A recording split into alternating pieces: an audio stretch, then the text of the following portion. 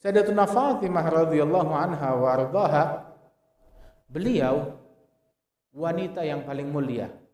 Orang yang masuk surga, wanita surga, teladan mereka, pemimpin mereka Siti Fatimah. Maka dia bilang Sayyidatun Nisa Ahlil Jannah, Sayyidatun Nisa'il Alamin, pemimpin wanita surga. Jadi wanita yang berjodoh dengan surga, teladan mereka Siti Fatimah. Wanita yang berjodoh dengan surga, panutan mereka, pemimpin mereka adalah Siti Fatimah. Nah sekarang pertanyaannya, kaum wanita kita wanita surga atau bukan? Kalau ngaku wanita surga, semua bisa mengklaim. Tapi kan wanita surga, pemimpin mereka Siti Fatimah. Apakah wanita kita menjadikan Siti Fatimah sebagai pemimpin mereka? Apakah Siti Fatimah memimpin wanita kita di dalam berpakaian? Atau pakaian wanita kita dipimpin oleh artis? Atau pakaian wanita kita dipimpin oleh penyanyi? Atau pakaian wanita kita dalam berpakaian mereka dipimpin oleh orang-orang kafir, oleh orang-orang bejat yang seumur hidupnya nggak pernah sujud buat Allah Ta'ala? Siapa yang memimpin wanita kita dalam berpakaian, dalam bermake up, dalam menjaga batasan antara laki dan perempuan dengan yang bukan muhrim? Siapa yang memimpin wanita kita di dalam berucap, di dalam berakhlak, di dalam bersikap? Wanita surga, pemimpin mereka Siti Fatimah radhiyallahu anha wa ardhaha. Wa hadhi Siti Fatimah, beliau ketika Rasulullah sallallahu alaihi wasallam wafat, meninggal dunia dalam keadaan sakaratul maut, Siti Aisyah cerita, masuk datang Siti Fatimah menjenguk Rasulullah di akhir hayatnya Nabi Muhammad. Wallah inna mishyataha mishyatun Nabi, katanya Siti Sayyidatuna Aisyah. Jalannya Siti Fatimah betul-betul plek mirip dengan jalannya Nabi Muhammad. Jalannya betul-betul cara jalannya Rasulullah sallallahu alaihi wasallam. Istimewa. Datang kemudian mendekat kepada Rasulullah. Terus Rasulullah melihat kesedihan di wajah Siti Fatimah. Terus dipanggil, sini ya Fatimah. Mendekat Siti Fatimah, dibisikkan sesuatu oleh Nabi Muhammad.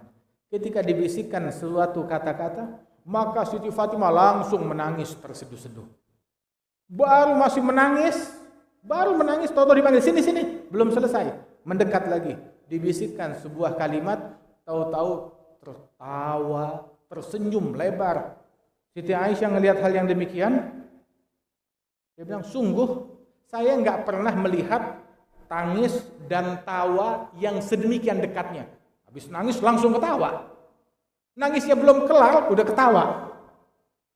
Penasaran, begitu selesai, pas mau keluar Siti Fatimah, Siti Aisyah narik, wahai Fatimah, Rasulullah bilang apaan? Penasaran? Bilang enggak. Nabi menitip kata-kata rahasia kepada saya nggak berani ungkap selama Rasulullah masih hidup. Sudah. Setelah Rasulullah wafat, maka Siti Fatimah jumpa dengan Sayyidatuna Aisyah. Aisyah nanya, ya Fatimah, Rasul udah wafat. Apa yang beliau bisikkan kepada engkau sebelum meninggal dunia? Maka Siti Fatimah bilang, adapun bisikan yang pertama yang membuat saya menangis, Rasulullah bilang, wahai Fatimah, malaikat Jibril tiap Ramadan biasanya tadarus Quran dengan saya sehari 1 kali. Tapi Ramadan yang terakhir ini kemarin, tadarus Quran dengan saya sehari 2 kali. Isyarat apa? Kayaknya saya nggak bakal ketemu Ramadan yang berikutnya. Ini Ramadan terakhir saya. Dan ini adalah sebuah sinyal kalau saya bakalan meninggal sebentar lagi, kata Rasulullah. Nah itu yang membuat saya menangis, nggak kebayang ditinggal oleh Rasulullah. Nangis sejadi-jadinya. Kemudian dipanggil lagi oleh Nabi Muhammad, dibisikkan, tapi walaupun saya meninggal wahai Fatimah, engkau adalah keluargaku yang paling pertama menyusul aku, kata Nabi Muhammad. Engkau yang paling pertama nyusul aku. Itu yang membuat saya tersenyum dan tertawa sebahagia-bahagianya. Nih coba kita dikasih tahu kamu ya besok mati. Itu kabar gembira atau kabar menyedihkan? Kamu begitu saya meninggal, kamu yang pertama nyusul saya. Ini kabar bahagia atau kabar menyedihkan? Ini kabar menyedihkan. Tetapi ketika kabar kematian tersebut digandengkan, kamu yang pertama nyusul Nabi Muhammad, itu sebuah kabar gembira. Sebab beliau melihat kegembiraan ketika bersama Nabi Muhammad sallallahu alaihi wasallam. Karena Nabi Muhammad lagi tidur, di atas dadanya ada Sayyidina Hasan wal Husain. Tahu-tahu Sayyidina Hasan atau Sayyidina Husain mengompol di tubuhnya Rasulullah. Diangkat, di situ ada Jabir bin Abdullah Al-Ansari. Diangkat Sayyidina Husain yang mengompol itu diangkat oleh Jabir. Tahu-tahu Rasulullah terbangun. Kenapa terbangun? Sebab waktu Husain diangkat, dia ngompol, dia nangis. Rasulullah terbangun. Bilang, "Malak ya Jabir, kenapa kamu angkat dia wahai Jabir?" Dia bilang, "Ya Rasulullah, as-sabibal." Bayi ini, anak kecil ini dia mengompol kena baju kamu.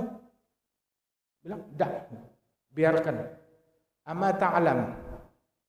Tidakkah kamu tahu bahwasanya aku dan kedua putraku ini Al-Hasan wal Husain wa ummuhuma, dan ibunda mereka itu yang lagi di dalam kamar tuh, di dalam ruangan sebelah situ tuh, Siti Fatimah.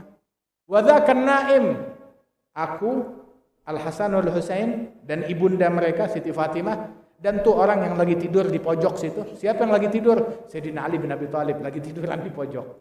Saya, Hasan, Husain, Fatimah dan Ali bin Abi Thalib besok di surga fi makanin wahid, di tempat yang sama, kata Rasulullah sallallahu alaihi wasallam. Kami besok di tempat yang sama, kata baginda Nabi besar Muhammad sallallahu alaihi wasallam. Dan Sayyidina Jabir ini orang yang istimewa, memang sangat dekat dengan keluarganya Rasulullah sallallahu alaihi wasallam. Sekali itu Nabi Muhammad, beliau mengajak Sayyidina Bagir ke rumahnya Siti Fatimah. Ketika masuk ke rumahnya Siti Fatimah, bilang, "Ya Fatimah, boleh saya masuk?" Bilang, "Boleh ya Rasulullah. Saya bersama Jabir." Bilang, "Ya Rasulullah, pakaian saya, baju saya enggak cukup untuk saya jadikan hijab." Kenapa? Enggak punya baju, bajunya terbatas. Nah, orang perempuan kita di rumah bajunya ada berapa setel? Ada berapa pasang, ada berapa banyak. Atau yang miskinnya, yang susahnya bajunya ada. Bajunya ada. Punya baju kondangan, punya baju pesta, punya baju buat arisan, mukenanya ada sekian biji. Semuanya punya. Yang enggak punya cuma satu doang, tahu apa? Tanya Ratib, susah nyarinya di mana. Quran susah nyarinya di mana.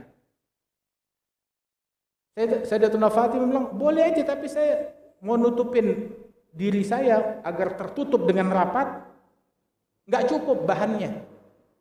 Itu yang menjadi konsennya mereka, nutup aurat dengan benar. Maka Rasul bilang, "Ya Fatimah, ini kerudungnya pakai di sini, lipat ke bagian ini ke sini." Dia bilang, "Masih belum bisa ya Rasulullah." Akhirnya Rasul masuk, pakai begini, seperti ini, hingga tertutup dengan rapat. Baru duduk di situ. Masuk Sayyidina Jabir bin Abdullah Al-Ansari. Subhanallah. Wanita suci, wanita yang mulia, yang jadi pikiran dia adalah nutup aurat dengan benar. Kemudian Rasul sallallahu alaihi wasallam pernah cerita kepada Sayyidina Jabir, "Ya Jabir, ini anakku Husain. Dia besok yulad lahu maulud. Dia bakal punya anak. Idza kana yaumul qiyamah, apabila datang hari kiamat, dikumandangkan panggilan yang berbunyi, liyagum sayyidul abidin fayagum waladu hadha." Hendaknya berdiri pemimpin para ahli ibadat, maka yang berdiri anaknya Husain, namanya Ali Zainal Abidin. Kemudian Ali Zainal Abidin yulad lahu maulud ismuhu ka ismi. Dia punya anak namanya sama seperti saya, yabgarul ilma. Dia memiliki keilmuan yang sangat besar. Al-Imam Muhammad Al-Baqir bin Ali Zainal Abidin. yang membentangkan ilmu ke seluruh penjuru dunia, guru besar dalam keilmuan. Hadza Muhammad al-Bagir, katanya Nabi Muhammad kepada Jabir, apabila kamu berjumpa dengan dia, fa'agri'ahu minnis salam, sampaikan salam saya untuk Muhammad al-Bagir. Berlalu tahun demi tahun, 5, 10, 20. Ini Sayyidina Husain masih bayi. Sampai Sayyidina Husain dewasa, menikah, punya anak, terbunuh, meninggal dunia. Sayyidina Ali Zainal Abidin dewasa, menikah, punya anak. Sekali Sayyidina Jabir di Madinah ngelihat seorang anak kecil yang wajahnya bercahaya, indah, tampan, cahayanya beda dengan orang lain. Ditanya, kamu siapa? Nama kamu siapa? Saya Muhammad. Muhammad bin man? Muhammad bin Ali. Bapak kamu Ali ya. Ali putranya siapa? Bin Husain. Husain bin Ali bin Abi Thalib. Kamu, nggak salah lagi, kamu cucunya Nabi Muhammad. Ini Sayyidina Jabir usianya udah sepuh, udah lanjut.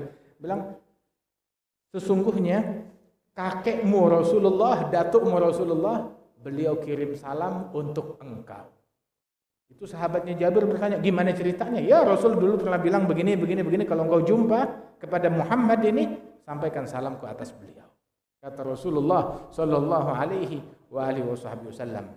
Sudah dipantau oleh Nabi Muhammad jauh sebelum mereka lahir ke dunia ini. Nabi Muhammad yang dulu mendoakan mereka. Imam Ali ketika menikah dengan Siti Fatimah, Allahumma akhrij minhuma al-kathir at-tayyib. Ya Allah, keluarkan, lahirkan dari keduanya ini al-kathir at-tayyib, orang-orang baik yang mulia, para wali-wali, para sholihin yang banyak. Dan itulah mereka lahir dengan jumlah yang sangat banyak orang-orang soleh, para wali-wali. Ikuti mereka yang menempuh jalan leluhur mereka, jalannya Nabi besar Muhammad sallallahu alaihi wasallam. Jangan kita melenceng dari jalannya mereka, jalannya sholihin. Ahlul Bait, kalau mereka ikut di jalan leluhurnya, berkah hidupnya. Tapi kalau nyimpang dari jalan leluhurnya, maka rugi. Sungguh bodoh dan sungguh mengherankan, kata Habib Ali Habsyi. Hayyar bi'aqli wa fi mithlih tahirul uqul mailul furu'iz zakiyah an tariqil usul. Saya gundah, galau, heran, bingung ngelihat keturunan orang soleh, keturunan baik-baik, tapi menyimpang dari jalan leluhurnya. Ahlul Bait, jangan ngikut yang lain, ikutin jalannya Ahlul Bait. Ikutin jalannya Al-Faqih Muqaddam yang matain pedang. Ikutin jalan Ahlul Baitnya Rasulullah sallallahu alaihi wasallam yang menempuh jalan salamatul lisan, salamatul janan. Lidahnya selamat, hatinya selamat, enggak kenal dengki, enggak kenal benci, enggak kenal cacian. Ada Ahlul Baitnya Rasulullah sallallahu alaihi wasallam. Mereka orang-orang yang disucikan dari kekotoran, dari kedengkian, dari sifat-sifat yang tercela. Ikuti jalannya mereka. Sayyidatuna Fatimah radhiyallahu anha wa ardhaha, teladan bagi wanita kita, jadikan itu teladan sejati. Cintai mereka, orang-orang yang dimuliakan oleh Allah Subhanahu wa taala. Insyaallah Allah Subhanahu wa taala kumpulkan kita di barisan mereka. Itu besok di hari kiamat, Nabi cerita, besok di hari kiamat dikumandangkan panggilan, orang lagi kumpul di padang mahsyar, mau lewat di atas sirat, di atas jembatan yang membentang di atas neraka jahanam. Tahu-tahu ada panggilan berbunyi, ya ahli hadzal jama' nakisu ru'usakum ghuddu absarakum. Wahai orang-orang yang kumpul di padang mahsyar, semua tunduk kepala, semua pejamkan mata. Kenapa, ada apa? Suruh nunduk kepala, suruh pejamkan mata. Fatimah binti Muhammad satamur ala sirat. Fatimah binti Muhammad akan lewat di atas sirat. Subhanallah. Di dunia dia nggak mau dilihat sama orang laki. Sampai di akhirat dibikin oleh Allah Ta'ala semua tunduk, pejamkan mata, biar ini lewat dulu. Lewat Siti Fatimah bersama para pecintanya yang menempuh jalannya beliau, jalannya Ahlul Bait, jalannya Nabi Muhammad sallallahu alaihi wasallam bersama para Ahlul Bait, begitu, dan juga para pecinta mereka yang menempuh jalannya mereka. radhiyallahu anhum wa ardahum.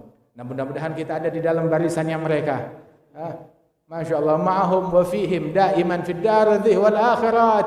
Bersama mereka di dunia dan di akhirat. Bersama mereka di dalam ucapan kita, bersama mereka di dalam hati kita, di dalam niat kita, di dalam tekad kita, bersama mereka di dalam akhlak kita, bersama mereka di dalam istiqamah kita, bersama mereka insyaallah wala nakhluf kama man khalaf. Dan kita tidak menyimpang seperti orang-orang yang menyimpang, yang keluar dari jalannya mereka. Amin ya rabbal alamin. Dan dijadikan bulan Rajab yang sebentar lagi datang kepada kita bulan yang membawa pertolongan, bulan yang membawa solusi, bulan yang membawa kemaslahatan bagi umat ini. Dan Allah Ta'ala senantiasa memberikan keberkahan di majlis yang mulia ini dan mengangkat derajat akhina almarhum al-maghfur al-habib Mundhir bin Fuad al-Musawa, diangkat derajatnya oleh Allah Ta'ala, diluaskan kuburannya dan disenangkan hatinya dari majlis yang kita adakan malam hari ini, majlis Rasulullah sallallahu alaihi wasallam, dan dijadikan setiap individu dari kita sebagai gurat ain, orang-orang yang menjadi kebanggaan para guru-guru kita, menjadi kebanggaannya Nabi Muhammad